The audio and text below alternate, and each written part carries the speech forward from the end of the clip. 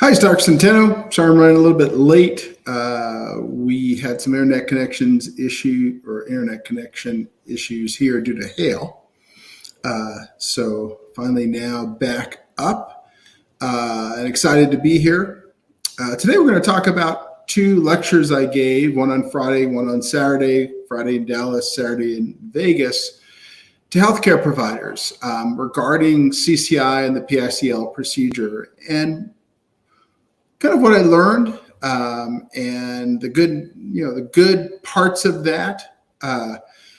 So I'll give a short presentation as I normally do, and then we'll get into questions. You're free to ask whatever questions you want, whether it's about what I'm discussing or anything else for that matter. So let me tee up that presentation I have. It'll be a short one today, and then we'll get going. Let me share my screen here first.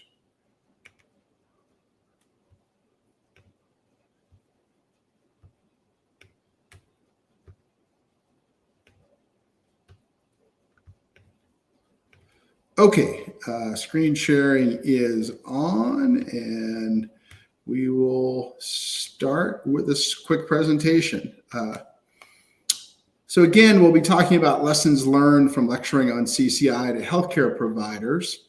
It's going to be a short presentation, and then I'll open the floor up to questions, either about this or anything else. So this past weekend, I gave two lectures to medical professionals on CCI and the PICL procedure. One was in Dallas. That was at the International Chiropractors Association. This was their upper cervical specialist group. And the other was in Vegas. So I flew from Denver to Dallas to Vegas, then back to Denver. And that was a lecture to interventional orthobiologics experts. So these are doctors who either currently do interventional orthobiologics, PRP, stem cells, et cetera, in the orthopedic realm or spine realm, or doctors that were interested in doing that. And that was put on by Toby/ASIP. Those are both groups in interventional pain and interventional orthobiologics.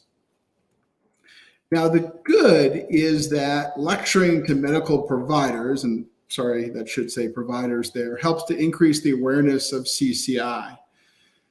So that's the good part, right? We get providers who start to say, if I see a patient that has these symptoms and all these other tests are negative, I may want to start thinking about CCI. Because one of the problems with CCI patients that we see is that, we see providers not really understanding what's wrong. So patients feel oftentimes like a pinball in a pinball machine. They go from specialist to specialist to specialist. They're not getting any answers. They're not getting any better. Oftentimes things are getting worse and they feel sort of hopeless. So educating providers on what CCI is and how to recognize it could help all of that. And it also lets these same providers know there are non-surgical options out there, because all too often we see people getting big surgeries when they didn't need to. But there are some pitfalls and opportunities with regard to educating providers. The second lecture was to providers who could, if they wanted to, start trying to perform a PICL procedure tomorrow. And I made sure that all the physicians knew that this PICL procedure isn't see one, do one, teach one. And that's from medical school. You almost have to go to medical school to have heard that expression, but it's an expression from medical training, see one, do one, teach one. We're about 2 to 3 years away from being able to teach a master class on PICL. In fact, I was offered that for a course that's up and coming in Hungary, and I had to cancel and tell them I wasn't interested in doing that at this time. And the reason is that there's just too many variables that have yet to be dialed in, especially when it comes to publishing results, complications, etc., in order to make sure that the PICL procedure is still around 10 years from now and survives my retirement in 3 or 4 years. So for the few physicians who qualify, they're also going to have to make some big commitments before I'll agree to teach it. And that is high-level CGMP air handling. And that's an expensive one. That means that they need to do the stem cell prep in a very specific type of lab that's hyper sterile. And I don't want it being done in a little bedside centrifuge kit because to me, there's just too great a chance of producing a contaminated product when you're not in that hyper sterile environment like we have at our Colorado facility. Now that's a big financial hit for a small practice, right? They're used to paying somebody a little bit of money. You get a bedside centrifuge, you buy a kit maybe for $1,000 per patient, and you can make bone marrow concentrate. They're not used to investing that kind of money in that kind of infrastructure to produce a hyper sterile product with regard to bone marrow concentrate. The second thing they're going to have to agree to is to use 2 C-arms. Some providers will have 1 C-arm in their office. Obviously, most have none. But for those providers that have 1 C-arm, they're going to have to buy a second one in order to do dual axis imaging while they're doing the procedure, because that improves safety and accuracy. And then finally, they've got to purchase an endoscope, which is not something most of them have or know how to use. So that's another thing that'll have to happen. So in summary, making sure that healthcare providers understand CCI helps patients get to a diagnosis much more quickly and get to treatment even faster. And we're moving towards ensuring the PICL procedure survives my personal retirement, which is probably 3 or 4 years away, and is available to patients for decades to come. But making sure that happens, that everyone stays safe, is not trivial. And so that's something that I'm committed to, but at the same time, there's things that have to happen in succession. We need to get some publications out there. We need to find the right doctors to train. We need to make sure those doctors are willing to make the financial commitment necessary to keep patients safe for additional equipment, infrastructure, et cetera.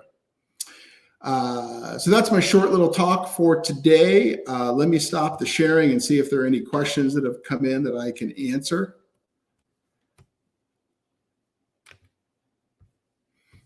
Okay, looks like we got a couple here. Ulysses, can the strong muscles in the neck maybe compress the IJV when it goes into spasms, when they go into spasms? It's usually not muscles that would be compressing the IJV. It would be the front of C1 there or C2 that would compress the IJV. So usually not is the answer to your question. Actually, I'm sorry, I missed a question here. Let me go backwards.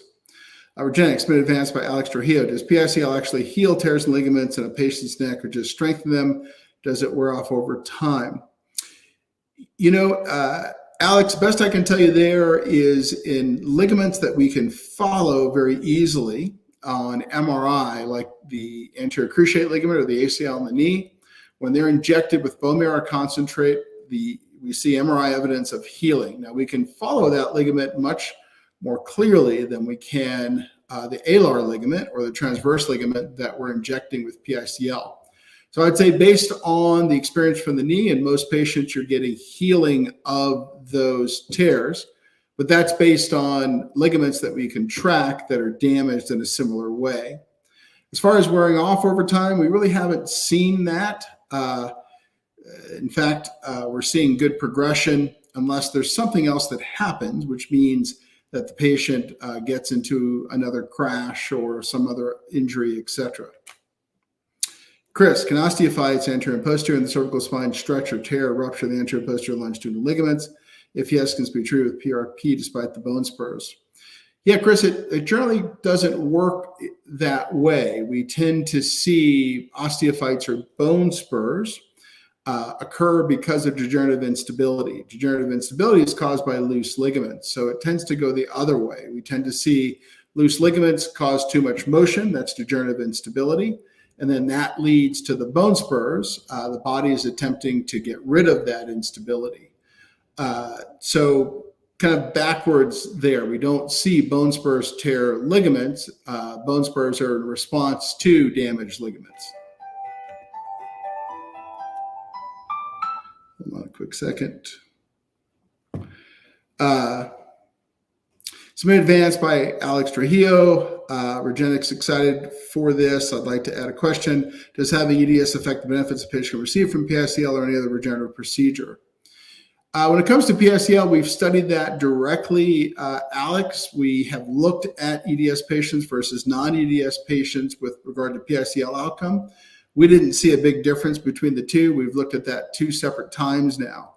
So I think I can comfortably say that there doesn't appear to be a difference there in the outcomes between the two. I'll tell you on a personal basis, what I've noted is that I think it takes longer for EDS patients to fully recover if they're going to fully recover. But some of that may also be due to the fact that many EDS patients have had this for a long, long time, and they tend to be less healthy than our non-EDS patients, meaning they've got other things going on outside of CCI. Mark, what kind of guidance is needed to correctly do a TMJ treatment?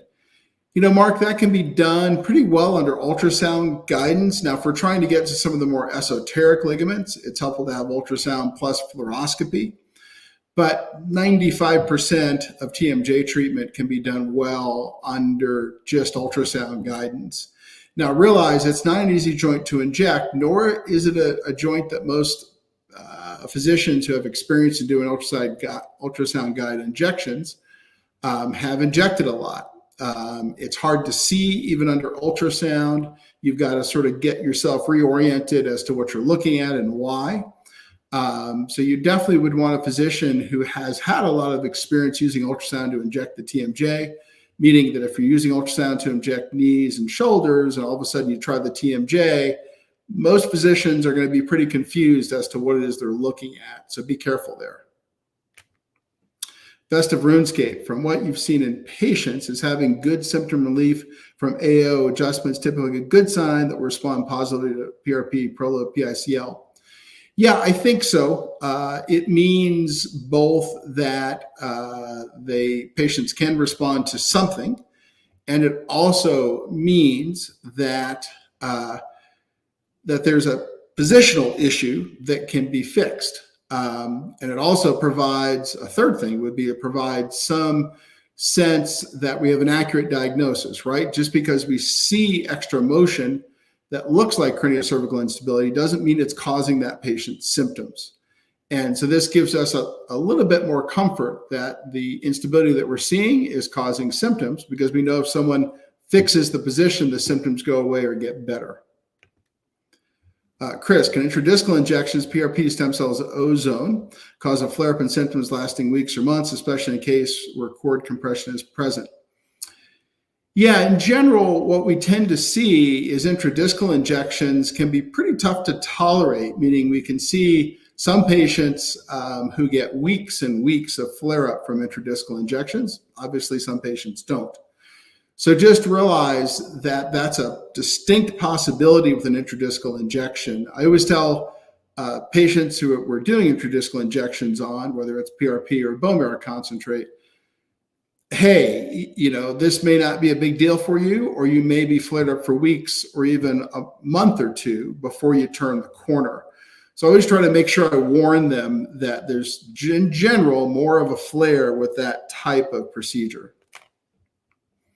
Regenix, submitted advance by Alex Trujillo. Another question I have, is there a certain limit or threshold that you can say a patient will not benefit from PICL? For example, if a patient has over 7 millimeters of overhang, can you determine if they pursue a fusion by the size of overhang or instability?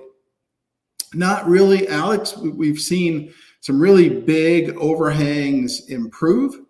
I think the bigger issue would be doing a static high field closed bore MRI of the upper cervical ligaments.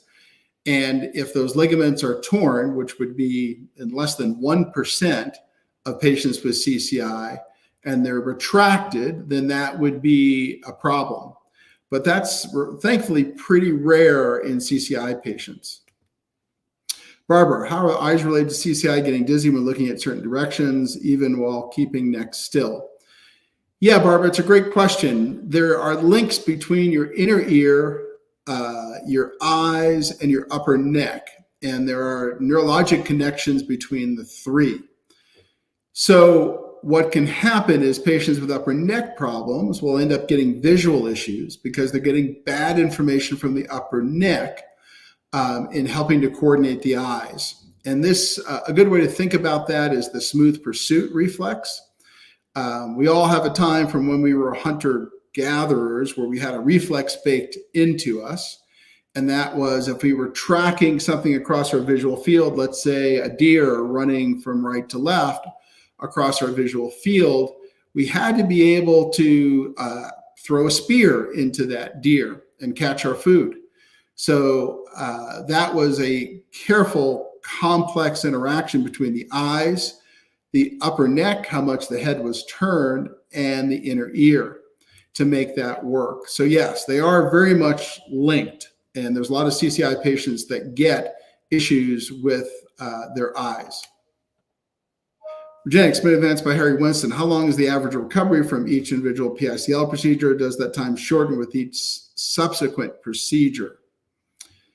Yeah, I would say the average recovery is 3 to 7 days, but remember it's a bell curve, right?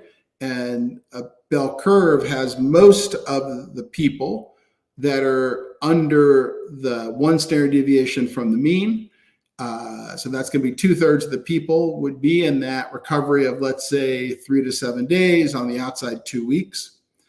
Then we've got people on one side of the bell curve who don't even know we did anything, and people on the other side of the bell curve who are flared up for weeks or months. So just realize that that's how that goes. Chris, does the presence of osteophytes reduce chance of success in treating PRP, ALL, and PLL damage? Not necessarily, as long as we understand what we're treating there, meaning that just because someone wrote on a DMX report that they thought there was damage to the PLL and ALL doesn't mean there's actually damage to the PLL and ALL. Be really careful, and I always say this with DMX reports. Many of them are written for the med legal system, so they're calling things damage that really aren't damaged. Meaning that degenerative instability will show up in such a way as you have to have laxity in the ALL and PLL, but it's not damage, so to speak, as much as it is just loose ligaments over time. Best of RuneScape, do you think a TMJ dysfunction can be the root cause of CCI for some people, or do you think CCI can cause TMJ issues? Yeah, I think we tend to see, and it makes more sense, that CCI leads to TMJ issues, not the other way around. Mark, I would like to hear your opinion on doctors using disc seal for annular tears. Yeah, Mark, I'm not a big fan of disc seal. I've done some blogs on this. So if you just go to Regenex with 2 X's, REGENEXX.com, and my blog, you can search under disc seal. The concept behind disc seal, just so everyone knows, was that there are tears that happen in the outer part of the disc or the annulus. And by putting a very, very big needle in there, what I call a harpoon, meaning it's an extremely large needle, 17 gauge, and injecting some fibrin glue, the concept was that you could seal these tears and help the patient. The problem is that in all the time since disc seal has been doing that, other things have come up that are much, much more efficient and better, meaning that we can accomplish the same thing by injecting platelet-rich plasma or bone marrow concentrate into those tears using much smaller needles that don't do as much damage as an extremely large 17 gauge needle used in disc seal. And we've got better data showing that that works than we have that disc seal works. In fact, disc seal tried to get FDA approval. Their FDA approval trial failed, and then the procedure was resurrected by its creator. So I can't say I'm a fan of the disc seal concept, nor do we have much data that it works. It's also extremely, extremely expensive compared to what a high dose, let's say PRP injection done by an adequately trained provider under guidance would run. Regenix, been advanced by DB. Do you offer treatments for vagus nerve issues like anxiety and digestive issues? Only if they're CCI related.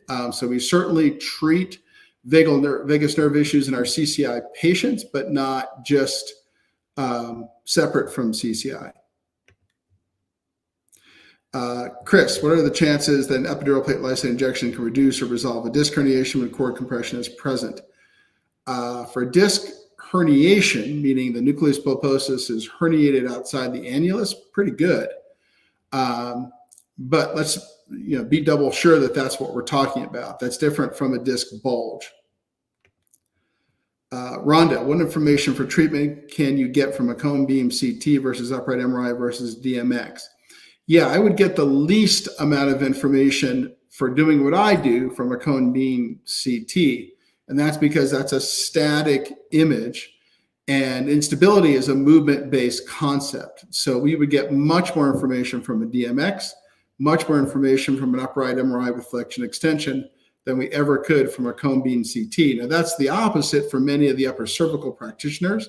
Many of them use cone beam CT to look at how things are out of place and then to calculate vectors for adjustments to put them back into place.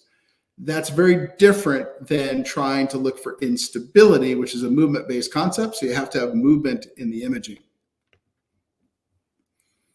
Nake, can stem cells be a solution when a patient already had fusion surgery, meaning removing the screws, rods, etc.? I need to know more about the kind of fusion surgery we're talking about. And if we're treating the levels that were fused, or if we're treating adjacent segment disease caused by the fusion. Barbara, is there a difference between men and women for PICL outcomes? Haven't seen any difference between men and women for PICL outcomes at this point. Other questions that I can answer that anyone might have. So today, just to review, we were talking about the concept of educating providers on CCI and PICL and how best to safely teach other medical providers who are qualified, and that's rarefied air, meaning few and far between, how to do a PICL procedure safely, when that'll be done, how that'll work, etc. Chris, what are the chances the body just doesn't repair a ligament after a PRP or a stem cell injection? Yeah, Chris, it depends on what it is we're talking about. So if we're talking about small tears within ligaments or tendons, these procedures can be highly successful. On the other end of that would be a complete retracted tear where the damage causes the tendon or the ligament to pull back like a rubber band, where in that situation, these procedures are not very effective. So it all depends. And then there's the middle of that where they're still pretty effective. Ulysses, if the muscles in the neck go into spasms because of ligament laxity, can it affect the mid, low back, shoulders, and hip ligaments and muscles too, like spinal imbalance? Yes, we certainly see impacts of the neck on the rest of the body. So if the neck is having issues, that can impact other parts of the body, yes. Fatchin, can an upper neck ligament start to calcify? Why, if it happens, and how is it detected? Yes, we certainly have seen that some upper ligaments can calcify in patients. And why does it happen? It generally happens because the instability goes undetected. The body is trying to fix the problem. It can't heal the ligament, so it's doing the next best thing, which is to turn the ligament to bone. And that's a common reaction in all areas of the body, not just the upper cervical spine. And usually that's detected on X-ray or sometimes on fluoroscopy or CT scans. A little harder sometimes to tell on MRI. Submitted advanced by Sherry Kopp. If I am anemic, does that exclude me from getting the PICL procedure? Yeah, it depends on how anemic you are and how much we have to cover. So I need more information on that one. Jignesh, does injecting C01 facet carry more risk versus injecting the 1,2 facet? Any anatomical risk comparison? It does. The C0C1 would be the most risky of all the cervical facet joints. That's because the vertebral artery snakes right by it. Now, the vertebral artery also is at the C1-2 level, but it tends to be lateral and it's easier to avoid. It's much harder to avoid in a 0-1 facet injection. And either one of those needs to be done under X-ray guidance only, not ultrasound. That's not safe. And with contrast confirmation, meaning the doctor has to inject contrast to make sure they're in the right place. And with digital subtraction angiography, the doctor needs to make sure that they're not injecting into the vertebral artery. Chris, what size of C1-2 overhang would indicate a complete alar ligament rupture? I don't think there is. I don't think it works that way, meaning we've seen maximum overhang when there isn't a rupture. And ruptures, meaning complete tears with retraction, are extremely rare in CCI patients, meaning we tend to see a very, very tiny percentage, less than 1% of CCI patients that have complete tears with retraction. Okay, any other questions I can answer? We'll probably wrap it up early today. I apologize for the delay. We just had a huge hailstorm here and it kind of messed with the internet for a bit. But I think it's all back to normal now. And one more question here. Advanced by DB, does your Tampa clinic treat other neck issues, non-CCI? Yes, they do. They don't treat CCI, but they do treat other routine neck issues. Okay, guys, thanks so much for watching today. Again, I apologize for being late, just sort of some crazy stuff going on with the weather. And I look forward to seeing you all. I will be here this coming Friday, and we'll have a different topic. There's 2 more questions that just came in. Can the nuchal ligament, not nuca, be injected safely without injecting the 0-1 joint? Yes, it's an easier one to inject for sure than the 0-1 joint. Magda Moss, Dr. Centeno, have you ever seen a complete SI ligament rupture? No, that's pretty rare as well. So of all the SI joint instability patients out there, that's another one that's less than 1% of the time there would be a complete rupture with retraction. And that would be talking about even a severe group of SI joint instability patients that are completely disabled. So very, very rare to see that happen. Okay, guys, thanks so much for watching. I will be here Friday, and you all have a great week.